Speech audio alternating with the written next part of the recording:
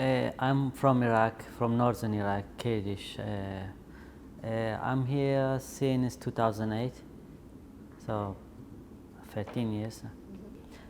It's no really, this also is an important point you mentioned, which is he hasn't got a GP and he didn't know how to register because the GPs has to register online and then you can make appointment, which is without this one he can't make appointment. So did he know how to register online? No, really, because it's very difficult, to register. Even for me, a bit like tricky because there's hard for our people to register online, which is no one can help them as well, to register. What they have as a problem, guide them through the system to where to go, who to meet, or how to connect with their GPs, because some of them just straight go to the hospital, which doesn't help. Emergency ward, yeah. Because sometimes, especially in COVID situation, face-to-face interpreting or going to a hospital with someone as a patient was cancelled, and you cannot go with the patient to the hospital. So the patient has to go by himself or herself. So not having those things, the first thing brings, maybe the patient doesn't understand the doctors or other way around. So that makes difficult in future how the patient can be treated or what treatment the patient wants.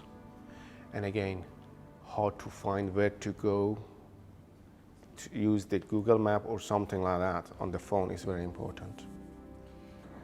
Yeah, so the challenges that I find working with our women, particularly the asylum seekers and refugees, is building a really close, trusting relationship so that they feel confident and comfortable enough to tell us about their individual situations and tell us what care they need and what other support they need. Yeah, so charging for NHS maternity care is a big issue that we face. It has affected a few of my women. So I remember just a couple of months ago, I have a woman who overstayed her visa. She was from South Africa. And she got charged for her maternity care, and that caused her such a massive amount of stress that she felt that, is this the right decision? Should I go to the hospital to have my baby, or should I just try and stay here at home and have it? But after speaking to her, listening to her worries, we contacted the overseas office, and we used a template of a letter that the Refugee Council put together, and that was to basically say that this woman will pay back those charges, but she can just afford to pay back a penny. Okay, so that letter was sent, and a lovely woman sorted it out for us, and that woman never received any more correspondence or anything about charges, and the pregnant woman was so unbelievably grateful that was put together, really, because already pregnancy, childbirth is such a stressful thing, especially in a country where you're not from. Having the added pressure of being charged thousands of pounds when you're destitute, it's just impossible, isn't it? So yeah, so there are ways around the NHS charging. You just need to speak to your midwife. Which we reached, but we didn't get to we were told, I was told, register GP with this card when we're given a card. This card will help you register a GP. This card will help you go wherever you want to go. But to be honest, I told myself I'm always fit. I don't have any problem. I can't go to register to a doctor because I didn't know. You just have to register whether you're sick or not. Yeah. I told myself I can even spend 2 years without getting in a hospital, and I don't need any hospital. That's what I told myself. So I didn't register to a GP until I got miscarriage. 5 months old pregnancy. I kept the pregnancy because I didn't know where to go. I wasn't registered to a GP. So it was just being ignorance of. So when I got when I had miscarriage, I went to the hospital. They said, "Are you registered to a GP?" No. When did you get to this country? I had already I think I had a year in this country without registering to a GP. So it was hard for them, and they had to charge me. They sent me bills, though I didn't have to pay them because I didn't have the money, but they sent me bill letters to pay. So what advice I could give to somebody is, as soon as you get in this country, do register to a GP, get the information you can get about healthcare and everything. To be honest, I didn't know about ambulances. I didn't know about anything. I didn't know about anything because I didn't get to find out about it. I didn't get someone to tell me. But it's understandable, isn't it? Because there's a reason why people wouldn't immediately register with it. Yeah. That's something that they've never heard of before. Yeah. Or the fear that it's going to cost, or that there's some kind of catch, Yeah. or I think there's a bit of lack of information when someone is seeking asylum. I think they have to quite explain because it's kind of a different environment, a different country, being a different person as well. So, and probably we've got a lot of mental health issues coming from where we're coming. We've got a lot of problems. We're running away. Some of us were running away. Some just come. So they might, I don't know how it's gonna reach the authorities, but they need to explain. You need to register to a GP, whether you are sick or not. This card will help you to access free healthcare. I think they need to say that.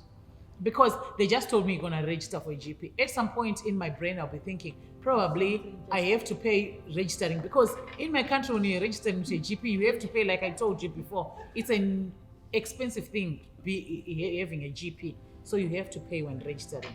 So I think they need to explain quite. I wonder if you could just say a little bit about problems yourself and others have had about dentists, because we haven't heard much about this. Yeah.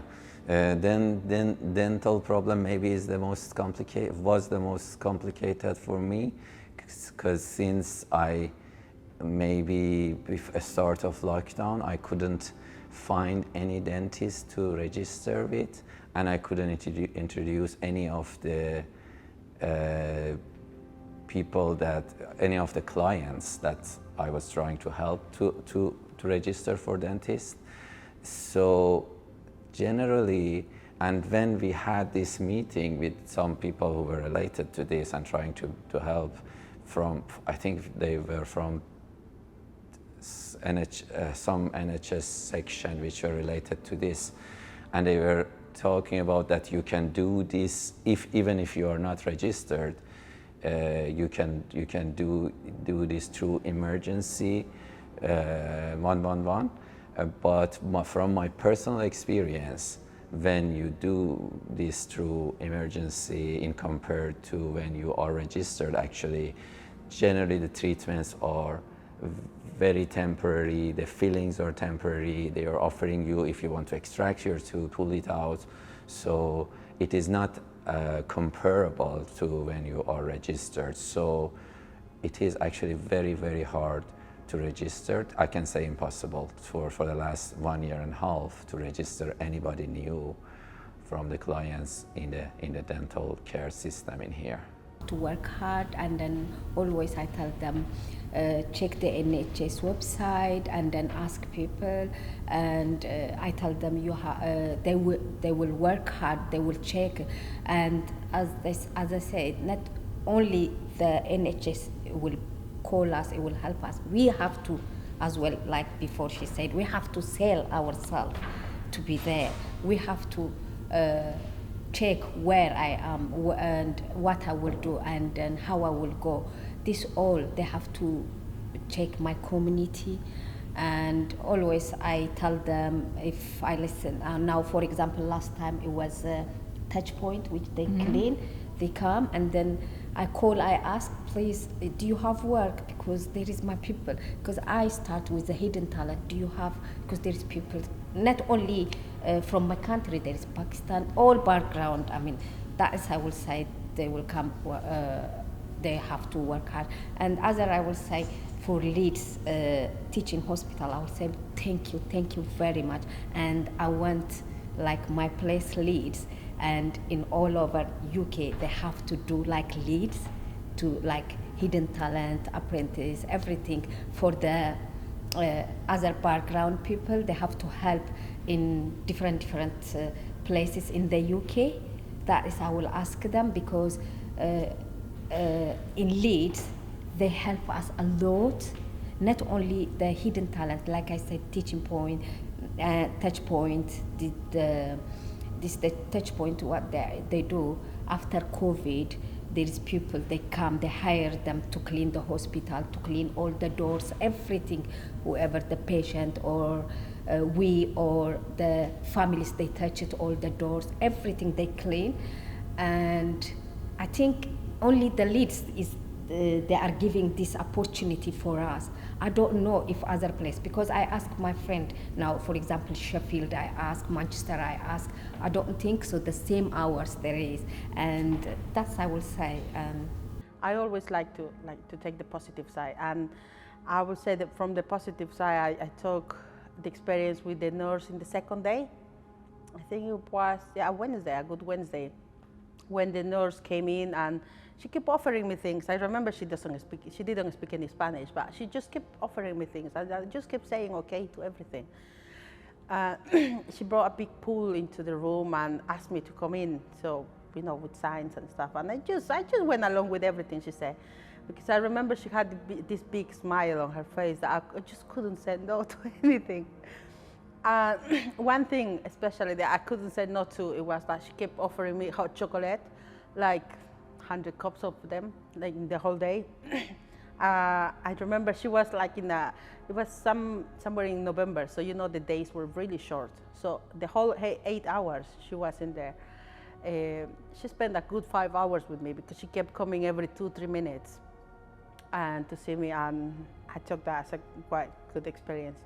Actually, just one of the very few experience I've got with the NHS. Yeah, and some doctors say, don't worry, we're here to help you, don't worry, this is really good.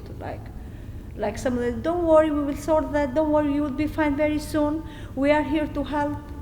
And just like if you don't feel in 3 days time or better, or if you have any complication, like go to the emergency or give us a call again. Like, this is really good supporting. I just want to add one last thing in the conversation. I think so, I have deal in different areas, HC2 certificate, HC1, when you cannot afford your medication. And during pandemic, once I called that lady, it's written number, and she said, why do you need a HC1 certificate? I said, because I'm an asylum seeker. She said, what is the asylum seeker? Yeah, they don't know some. They don't know. It's like health professionals, and sometimes when you go to the doctor, so instead of listening about your problem, what is the cause, what brought you in today to the GP, they are more interested to know how did you come to UK. So it's like I think so there are still sectors where need to be give if asylum seekers are living in the community, they should have a awareness about the asylum seekers also. Or maybe they does this question, maybe they want to connect how was our past. Maybe like what I realized sometimes, one time the doctor asked me why you left your country. I said to him, just can I make a question? The doctor said, yeah. Is necessary to answer? No, he told me, it's not necessary to answer. We just want to make sure what life did you have before, because everything is connected to your psychology, to your body, I said, okay, it was very good doctor, he explained to me. People often ask myself and volunteers, what can they do? And I think there's different things. As individuals, one is to be genuine, to show that you care, to turn away from your computer and turn towards the person. You need to bend over backwards to make trusting relationships, because that's one of the biggest barriers. And if people know that you care, then they will talk to you, and then you can help them. It doesn't cost any money, it just causes time. And not to be afraid to ask questions that you're not going to know the answers to. For example, where are you living, or what support is available. Remember the third sector. We can provide a lot of support that you can't, and by working in partnership, we can make a huge difference.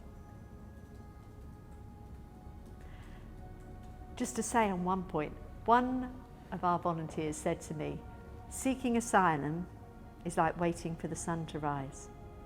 And I've still got that picture of hope. So I think let's work together to help the sun to rise.